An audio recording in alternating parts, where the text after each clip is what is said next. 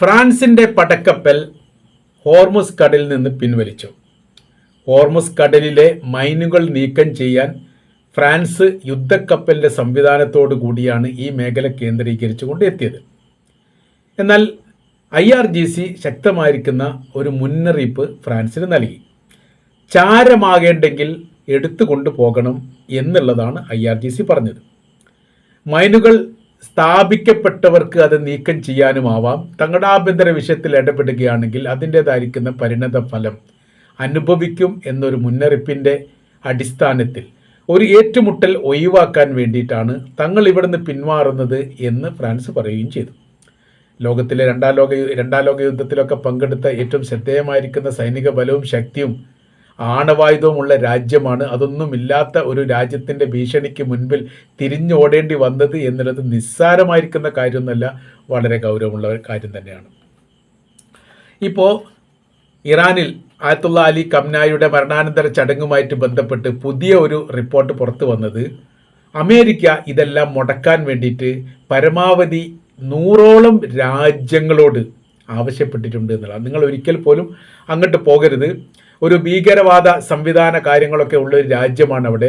IRGC ഞങ്ങൾ നിരോധിച്ചതാണ്. അങ്ങനെ അത് തുടങ്ങുന്ന ഒരുപാട് കാര്യങ്ങൾ അതുമായിട്ട് ബന്ധപ്പെട്ട് പറയുന്നുണ്ട്. ഇപ്പോൾ ഹോർമുസ് കടലുമായിട്ട് ബന്ധപ്പെട്ട വിഷയത്തിലാണ് തങ്ങളുടെ രാജ്യത്ത് പോലും പെട്രോളിയം ഉൽപ്പന്നങ്ങൾക്ക് വില കൂടാനുള്ള കാരണം ലോകം മുഴുവൻ അത് അനുഭവിക്കുന്നുണ്ട്. ആയതിനാൽ എന്ത് ചെയ്യരുത്, അവരുമായിട്ട് സഹകരിക്കരുത്, അതിന് പിന്തുണ പ്രഖ്യാപിക്കുന്ന നടപടിക്രമങ്ങൾ ചെയ്യരുത് എന്ന് പറഞ്ഞു. പക്ഷേ അതെല്ലാം ലോകരാജ്യങ്ങൾ അവഗണിച്ചു എന്നുള്ളത് നിസ്സാര കാര്യമൊന്നുമല്ല, വളരെ ഗൗരവമുള്ള കാര്യമാണ്. 13 രാജ്യങ്ങൾ ഈ ഭീഷണിക്ക് വഴങ്ങിയിട്ട് പോയിട്ടില്ല എന്നുള്ള റിപ്പോർട്ടും പുറത്തു വരുന്നുണ്ട്. 3 കിഴക്കൻ യൂറോപ്യൻ രാജ്യങ്ങൾ, 5 ആഫ്രിക്കൻ രാജ്യങ്ങൾ, അറബ് ഗൾഫ് രാജ്യങ്ങളും കിഴക്കൻ ഏഷ്യൻ രാജ്യങ്ങളും ഇതിൽ ഉൾപ്പെടുന്നു. അങ്ങനെ ടോട്ടലായിട്ട് ഏകദേശം 13 രാജ്യങ്ങൾ. അമേരിക്കയുടെ സമ്മർദ്ദം കാരണമാണ് വിട്ടുനിന്നത് എന്ന് അതിൽ ചില രാജ്യങ്ങൾ രഹസ്യമായിട്ടെങ്കിലും മീഡിയക്കാരോടോ ബന്ധപ്പെട്ടവരോടോ പറയുകയും ചെയ്തു. തസ്നീം റിപ്പോർട്ട് ചെയ്യപ്പെട്ട ഇതിൻ്റെ അകത്ത് ചില രാജ്യങ്ങളെക്കുറിച്ച് പരാമർശമുണ്ട്, പക്ഷേ 13 രാജ്യങ്ങളെക്കുറിച്ച് അവർ പറയുന്നില്ല.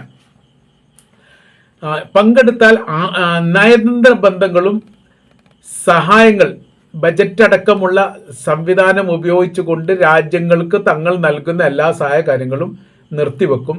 അതുണ്ടാവില്ല എന്ന് മാത്രമല്ല, ടാക്സ് തങ്ങൾ വർദ്ധിപ്പിക്കുകയും ചെയ്തു. കയറ്റുമതി ഇറക്കുമതിയുമായിട്ട് ബന്ധപ്പെട്ട് നിങ്ങളുടെ രാജ്യത്തുണ്ടാകുന്ന സാമ്പത്തിക സ്ഥിതിയിൽക്ക് വലിയ രീതിയിലുള്ള മാറ്റങ്ങൾ ഉണ്ടാവും. ആ തരത്തിൽ ഭീഷണിപ്പെടുത്തിയ സമയത്ത് ഒരു രാജ്യമാണ്, അതിൻ്റെ സംവിധാന കാര്യങ്ങളുടെ അടിത്തറക്കൊക്കെ ഇളക്കം പറ്റും തോന്നുമ്പോൾ സ്വാഭാവികമായിട്ട് പിൻവലിക്കുക സ്വാഭാവികമാണ്. അങ്ങനെ ചെയ്തു എന്നാണ് പറയുന്നത്. സ്റ്റേറ്റ് സെക്രട്ടറി ഇതിനായിട്ട് കിണഞ്ഞ് പരിശ്രമിക്കുക തന്നെ ചെയ്തു. പരമാവധി രാജ്യ ഭരണാധികാരികളുമായിട്ട് നേരിട്ട് ഇടപെട്ടു, ബന്ധപ്പെട്ടു എന്നൊക്കെയാണ് പറയുന്നത്. 100-ലധികം രാഷ്ട്രപ്രതിനിധികൾ നിലവിലെ സാഹചര്യത്തിൽ ഇതെല്ലാം ഉപേക്ഷിച്ചുകൊണ്ട് ഇറാനിലെത്തി. കാര്യം എന്ന് പറഞ്ഞാൽ ഇറാൻ ഒരു വലിയ രീതിയിലുള്ള സൈനിക ശക്തിയായി മാറാൻ പോവുകയാണ്. ഇറാൻ്റെ സാന്നിധ്യം തീർച്ചയായിട്ടും അനിവാര്യമാണ്. അമേരിക്കയെ മുഖാമുഖം വെല്ലുവിളിക്കുന്ന ഒരു രാജ്യം എന്ന നിലക്ക്, അതിനപ്പുറം ഇസ്രായേൽ എന്ന് പറയുന്ന രാജ്യത്തെ ആക്രമിക്കാൻ വേണ്ടി ധൈര്യം കാണിക്കുന്ന ഒരു രാജ്യം എന്ന നിലക്ക് അവരുമായിട്ട് സഹകരിച്ച് നിൽക്കുന്നത് ഭാവിയിൽ വലിയ ഗുണം ചെയ്യും. മാത്രമല്ല, അവരുടെ ആയുധത്തിൻ്റെ മിസൈൽ അടക്കമുള്ള സംവിധാനങ്ങൾ കുറ്റമറ്റതാണ്, ശക്തമാണ്, ലക്ഷ്യം കാണുന്നുണ്ട്. അതിൻ്റെ മാരകമായിരിക്കുന്ന ആക്രമണത്തിന് മുമ്പിൽ പതറിപ്പോയ ലോകത്തിലെ സൂപ്പർ രാജ്യമാണ് അമേരിക്ക എന്നുള്ളതൊക്കെ മറ്റു ലോക രാജ്യങ്ങൾക്ക് അഭിമാനം ഉണ്ടാക്കുന്ന കാര്യമായിട്ട് തന്നെയാണ് വിലയിരുത്തുന്നത്. അപ്പോൾ ഇതിൽ ചില രാജ്യങ്ങളെക്കുറിച്ച് അവർ പറയുന്നത് ഇങ്ങനെയാണ്: Poland, Romania, check republic, Korea, UAE, Bahrain, Japan, south Korea, ഇത്തരം രാജ്യങ്ങളൊക്കെ ഏറെക്കുറെ ഇതിനോട് അനുഭവം പ്രകടിപ്പിച്ച രാജ്യങ്ങളാണ് എന്ന് സംശയിക്കുന്നു. ഉറപ്പായിട്ടല്ല പറയുന്നത്, സംശയിക്കുന്നു. അപ്പോൾ അതോടനുബന്ധിച്ച് മറ്റൊരു റിപ്പോർട്ടിൽ കാണാൻ പറ്റുന്നത്, ഇസ്രായേൽ വധിച്ച അഹമ്മദ് വഹീദി എന്ന് പറയുന്ന സൈനിക മേധാവി ജീവനോടെ ഖംനായുടെ മരണാനന്തര ചടങ്ങിൽ പങ്കെടുത്തു എന്നുള്ളതാണ്. ഇദ്ദേഹത്തെ വധിച്ചിട്ടുണ്ടെന്ന് ഇസ്രായേൽ പറയുകയും ഇസ്രായേലിൻ്റെ പത്രങ്ങളും മീഡിയകളും അത് ആർത്ത് അട്ടഹസിക്കുകയും ചെയ്തിട്ടുണ്ട്. വലിയ രീതിയിലുള്ള ചർച്ചകൾ അവരുടെ ചാനലുകളിലൊക്കെ നടക്കുകയും ചെയ്തു. 21 ചാനലൊക്കെ അതിന് വലിയ രീതിയിലുള്ള ചർച്ചയാണ് ഇസ്രായേലിൽ വെച്ച് നടത്തിയത്. പക്ഷേ ഇപ്പോൾ അദ്ദേഹം പങ്കെടുത്തു എന്ന് പറയുന്ന സമയത്ത് മുൻപ് മരണപ്പെട്ടിട്ടുണ്ട് എന്ന് പറയുന്ന ആളൊക്കെ ഏതൊക്കെയാണ് മരണപ്പെട്ടത് എന്നുള്ള കാര്യത്തിൽ ഇപ്പോൾ ഇസ്രായേലിന് വലിയ രീതിയിലുള്ള സംശയമുണ്ടായി. അതോടൊപ്പം തന്നെ ഖംനായുടെ മരണാനന്തര ചടങ്ങിൽ ഈ മുജ്തബ ഖംനായി 2 ഇടങ്ങളിൽ പങ്കെടുത്തത് സ്ഥിരീകരിക്കപ്പെട്ടു. അത് അന്താരാഷ്ട്ര മീഡിയകൾ മാത്രമാണ് സ്ഥിരീകരണം കൊടുക്കാത്തത്. എന്നാൽ എവിടെയാണ് പങ്കെടുത്തത്, എങ്ങനെയാണ് പങ്കെടുത്തത് എന്നതിനെക്കുറിച്ചുള്ള പൂർണ്ണമായിരിക്കുന്ന വിവരം 9-ാം തീയതി അദ്ദേഹത്തിൻ്റെ അവസാനത്തെ ഈ ഖബറടക്കം കഴിഞ്ഞതിന് ശേഷം മാത്രമേ ഇതിന് രഹസ്യമായിരിക്കുന്ന കാര്യങ്ങൾ പുറപ്പെടുവിക്കൂ അല്ലെങ്കിൽ പുറത്താവുകയോ ഉള്ളൂ എന്നും കാണാൻ വേണ്ടി സാധിക്കുന്നു. അപ്പോൾ പെട്ടെന്ന് പ്രത്യക്ഷപ്പെടുകയും അതിന് ആ സമയത്തുണ്ടാകുന്ന ഒരു നേതൃത്വ സംവിധാനം ചെയ്യുകയും പിന്നീട് അപ്രത്യക്ഷമാവുകയും ചെയ്തിരിക്കുന്ന രീതിയാണ് കാണാൻ വേണ്ടി സാധിക്കുന്നത്. ഒരിടത്ത് മയ്യത്ത് നിസ്കാരത്തിന് നേതൃത്വം നൽകി എന്നും സംശയിക്കുന്നു. അതേക്കുറിച്ച് സ്ഥിരമായിട്ട് വിവരങ്ങളൊന്നും വന്നിട്ടില്ല. പിന്നെ ഈ ആൾക്കൂട്ടത്തിൽ അദ്ദേഹത്തെ പ്രത്യേകമായ രീതിയിൽ തിരിച്ചറിയുക എന്ന് പറഞ്ഞാൽ വലിയ പ്രയാസമാണ്. പ്രധാനമായിരിക്കുന്ന രാഷ്ട്ര ഭരണാധികാരികളൊക്കെ മാറി നിന്ന സമയത്ത് അദ്ദേഹം എത്തിപ്പെട്ടു എന്നുള്ളതും പിന്നീട് അയാൾ അപ്രത്യക്ഷമായി എന്നുള്ളതും മറ്റൊരു സ്ഥലത്ത് സമാനമായി തന്നെ എത്തിപ്പെടുകയും അപ്രത്യക്ഷമാവുകയും ചെയ്തിട്ടുണ്ട് എന്നാണ് പറയുന്നത്. അപ്പോൾ ഇതിൻ്റെ ഭാഗമായിട്ട് ഇപ്പോഴത്തെ ഈ ചടങ്ങുമായിട്ട് ബന്ധപ്പെട്ട കാര്യത്തെക്കുറിച്ച് അവർ പറയുന്നത് ഇങ്ങനെയാണ്: തെഹ്റാനിൽ ആരംഭ ചടങ്ങുകളും പൊതുദർശനവും വെക്കും. അത് ഫസ്റ്റ് തന്നെ. അതിപ്പോൾ ഇന്നുള്ള ദിവസം, ഇന്നത്തെ ദിവസത്തെക്കുറിച്ചുള്ളതാണ് ആ പറഞ്ഞത്. കൂം എന്ന് പറയുന്ന നഗരത്തിൽ മതപരമായിരിക്കുന്ന അനുസ്മരണ ചടങ്ങുകൾ നടക്കും. അത് മിക്കവാറും നാളെ ആയിരിക്കും. പിന്നീട് നജഫ് അനുസ്മരണ പരിപാടികൾ നടക്കുന്ന നജഫാണ്. നജഫ് എന്ന് പറയുന്നത് ഇവിടെയാണ്, ഇറാഖിലാണ്. അവിടെ പിന്നെ കർബലയിലാണ് ഈ വിലാപയാത്ര, ഏറ്റവും പ്രധാനമായിരിക്കുന്ന മതപരമായിരിക്കുന്ന ചടങ്ങ് എന്ന് പറയുന്ന ഈ മരണാനന്തര യാത്രയുമായിട്ട് ബന്ധപ്പെട്ട കാര്യം കർബല എന്ന് പറയുന്ന അവിടെ ഏറ്റവും വലിയ വിശുദ്ധമായിരിക്കുന്ന നഗരത്തിലാണ് ഉണ്ടാവുക, ആ പ്രദേശത്താണ് ഉണ്ടാവുക. ഏകദേശം 50 ലക്ഷത്തോളം ആളുകൾ പങ്കെടുക്കാൻ സാധ്യതയുണ്ട് എന്ന് ഈ റിപ്പോർട്ടിൻ്റെ അകത്ത് കാണാൻ വേണ്ടി സാധിക്കുന്നു. ഇറാനിൽ നിന്ന് വ്യാപകമായ രീതിയിലാണ് ഇറാഖിലേക്ക്, അതായത് കർബലയിലേക്ക് വിലാപയാത്രയിൽ പങ്കെടുക്കാൻ വേണ്ടിയിട്ട് 10,000 ഒഴുകിക്കൊണ്ടിരിക്കുന്നു. ഇപ്പോഴും അത് ചെയ്യുന്നു എന്ന് പറയുന്നു. കാര്യം ഇവിടെയുള്ള തെഹ്റാൻ, കൂം പോലെയുള്ള നഗരങ്ങളിൽ പങ്കെടുക്കാത്തവരും ഇവിടേക്ക് കർബലയിലേക്ക് ഒഴുകിക്കൊണ്ടിരിക്കുന്നു.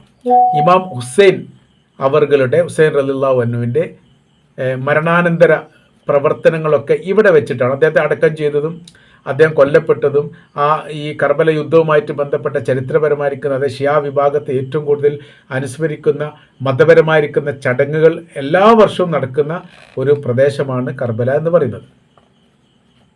ഇനി അവസാനത്തത് മഷാദാണ്. മഷാദ് എന്ന് പറയുന്നത് ഇറാൻ്റെ തലസ്ഥാന നഗരിയാണ്, ഇറാൻ്റെ നഗരിയാണ്. അവിടെ അന്തിമ സംസ്കാരം, അതായത് മറവ് ചെയ്യുക എന്നുള്ള ചടങ്ങ് നടക്കുന്നത് മർഷാദിലാണ്. അത് 9-ാം തീയതിയാണ്. അതോടുകൂടിയിട്ട് ചടങ്ങ് അവസാനിക്കും. ഈ 5 ദിവസമാണ് കാര്യമായിട്ടുള്ളത്. അപ്പോൾ ഇപ്പോൾ ഇവിടെ നടക്കുന്ന സംഭവങ്ങൾ എന്ന് പറഞ്ഞാൽ ആന്തരികമായ രീതിയിൽ ഒരു രഹസ്യ ഉച്ചകോടി ഇറാൻ്റെ തലസ്ഥാനമായിരിക്കുന്ന തെഹ്റാൻ കേന്ദ്രീകരിച്ചുകൊണ്ട് നടന്നിട്ടുണ്ട് എന്നാണ് പറയുന്നത്. ഭാവിയിലുള്ള മിഡിൽ ഈസ്റ്റുമായിട്ട് ബന്ധപ്പെട്ട കാര്യവും ഭാവി മുസ്ലിം രാഷ്ട്രങ്ങളുമായി ബന്ധപ്പെട്ടതും പെട്രോളിയം അടക്കമുള്ള സാമ്പത്തിക മേഖല കൈകാര്യം ചെയ്യുന്ന അറേബ്യൻ രാജ്യങ്ങളുടെ ഭാവി അമേരിക്ക ഇല്ലാത്തൊരു സാഹചര്യം വരുന്ന സമയത്ത് എങ്ങനെ കൈകാര്യം ചെയ്യും എന്നതടക്കമുള്ള വലിയ ചർച്ചാ കാര്യങ്ങൾ അവിടെ നടത്തിയിട്ടുണ്ട്. സൗദി അറേബ്യയെ സംബന്ധിച്ചിടത്തോളം സൗദി അറേബ്യ സംഘമായിട്ട് തന്നെ പോയിട്ടുണ്ട്. കാര്യം എന്ന് പറഞ്ഞാൽ ഇറാനുമായിട്ട് ബന്ധം ഊഷ്മള ബന്ധമാക്കി മാറ്റണം എന്ന് സൗദി അറേബ്യ ആലോചിക്കുന്നു. അതുകൊണ്ട് തന്നെ ഒരു ആക്രമ രീതികൾക്ക് തങ്ങളുടെ രാജ്യത്തെ ഉപയോഗിക്കരുത് എന്ന് കർക്കശമായ രീതിയിൽ അമേരിക്കയോട് സൗദി അറേബ്യ പറഞ്ഞതായിരിക്കുന്ന റിപ്പോർട്ടും പുറത്തു വന്നിട്ടുണ്ട്. പക്ഷേ അത് ഔദ്യോഗികമായിരിക്കുന്ന ഒരു സ്ഥിരീകരണ റിപ്പോർട്ടായിട്ട് കാണാൻ വേണ്ടി സാധിക്കുന്നില്ല. യുദ്ധവുമായിട്ട് ബന്ധപ്പെട്ട പല കാര്യവും സ്ഥിരീകരണ റിപ്പോർട്ടായിട്ട് നമുക്ക് വായിച്ചെടുക്കാൻ വേണ്ടി പറ്റില്ല. പിൽക്കാലത്ത് പിന്നീട് അത് ഘട്ടം ഘട്ടമായി അറിയപ്പെടുക മാത്രമാണ് ചെയ്യുക എന്ന് ചുരുക്കം. അപ്പോൾ ഈ ഒരു ചടങ്ങുമായി ബന്ധപ്പെട്ട കാര്യം വലിയ രീതിയിലുള്ള ഊർജം ഇറാൻ ലഭിച്ചിട്ടുണ്ട്. IRGC പ്രത്യേകമായ രീതിയിൽ അത് പറയുകയും ചെയ്തിട്ടുണ്ട്. മുന്നോട്ടുള്ള ഇറാൻ്റെ രാഷ്ട്രീയ ഭാവിയും മുന്നോട്ടുള്ള തങ്ങളുടെ രാജ്യാതിർത്തിയുമായിട്ട് ബന്ധപ്പെട്ട ഭാവി, അത് ഹോർമുസ് കടലുമായിട്ട് ബന്ധപ്പെട്ടതാണ്, അതിനെല്ലാം കൂടി ശക്തിയും കരുത്തും പകരുന്ന രീതിയിൽ വലിയ മുന്നേറ്റം ഉണ്ടാകാൻ വേണ്ടിയിട്ട് തങ്ങൾക്ക് സാധിച്ചിട്ടുണ്ട് എന്നുള്ളതാണ്. മരണം യഥാർത്ഥത്തിൽ അവരുടെ ജീവിതത്തെക്കാൾ, ജീവിച്ചിരിക്കുന്ന കംനായിയേക്കാൾ അവർക്ക് കരുത്തും ശക്തിയും നൽകുന്നത് മരിച്ചു കിടക്കുന്ന കംനായിയാണ്. ആയത്തുള്ള അലി ഖുമൈനിയുടെ ചരിത്രം അങ്ങനെ തന്നെ. അവിടെ നിന്നാണ് വലിയ രീതിയിലുള്ള മുന്നേറ്റം ഉണ്ടാക്കാൻ വേണ്ടിയിട്ട് ഇറാൻ എന്ന് പറയുന്ന രാജ്യത്തിന് സാധിച്ചത് എന്നുള്ളത് കൃത്യമാണ്. 979 ഇസ്ലാമിക വിപ്ലവം നടന്നത്. രാജ്യമായി രൂപപ്രാപ്തി വരുത്തുന്നതിന് മുൻപ് തന്നെ അവർ 1980 ഒരു യുദ്ധത്തിലേക്ക് എടുത്തെറിയപ്പെട്ടു, ഇറാൻ ഇറാഖ് യുദ്ധം. തങ്ങളെ സംബന്ധിച്ചിടത്തോളം രാജ്യാതിർത്തി കൃത്യമാക്കിക്കൊണ്ട് എല്ലാ ഭാഗത്തെയും ഗവർണർ നിശ്ചയിച്ച് അവിടെ ഒരു ഗവൺമെൻറ് തല സംവിധാന കാര്യങ്ങൾ പൂർത്തീകരിക്കുന്നതിന് മുൻപ് 8 വർഷമാണ് ഇറാൻ യുദ്ധം ചെയ്തത്.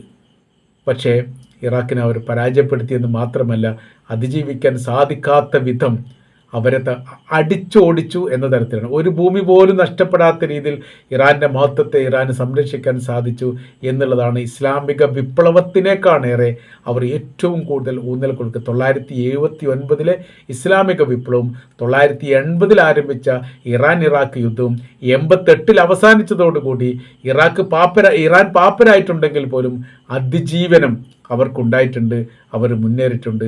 ആ മുന്നേറ്റത്തിൻ്റെ പ്രബലമായിരിക്കുന്ന ഈ കാഴ്ചയാണ് അല്ലെങ്കിൽ യാഥാർത്ഥ്യമാണ് ഇന്ന് ലോകം കണ്ടിരിക്കുന്നത് എന്നുകൂടി നമ്മൾക്കിതിൽ കൂടെ വായിച്ചെടുക്കാൻ വേണ്ടിയിട്ട് സാധിക്കുന്നു.